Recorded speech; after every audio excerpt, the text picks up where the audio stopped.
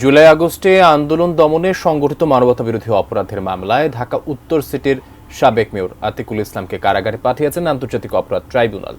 একই মামলায় আজ আওয়ামী লীগের আরও ৫ নেতাকে ট্রাইব্যুনালে কারাগারে পাঠানোর আদেশ দিয়েছেন।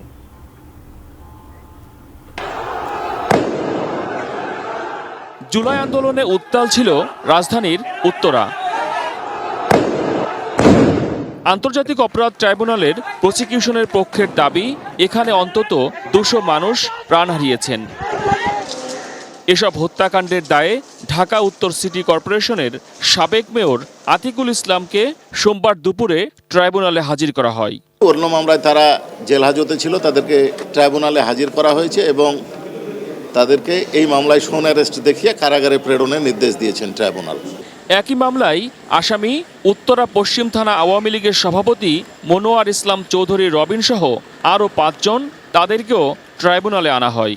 আমাদের কাছে প্রাথমিকভাবে অভিযোগ আছে যে ওই এলাকায় জুলাই আগস্ট বিপ্লবে নিরীহ নিরস্ত্র ২০০ জনের অধিক জনগণকে, ছাত্র জনতাকে হত্যা করা হয়েছে। শাইনি চুলে এখন হবে সব হেয়ারস্টাইল। সিল্কোর দ্বিগুণ শাইনি চুল প্রতিদিন। এবং এই ক্ষেত্রে এরা কেউ চিকিৎসায় বাধা দিয়েছে, কেউ হেলমেট বাহিনীকে অস্ত্র সরবরাহ করেছে এবং বিভিন্নভাবে এরা মানবতা বিরোধী অপরাধে কর্মকাণ্ডে সক্রিয়ভাবে অংশগ্রহণ করেছে, যার তথ্য প্রমাণ আমাদের ইনভেস্টিগেশন এজেন্সির কাছে আছে।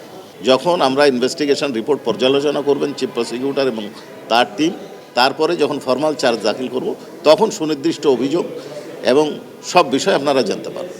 এই মামলার তদন্ত প্রতিবেদন জমা দিতে ৯ মার্চ পর্যন্ত সময় দিয়েছেন ট্রাইব্যুনাল। ৯ মার্চ। মহসিন কবির, এটিএন নিউজ, ঢাকা।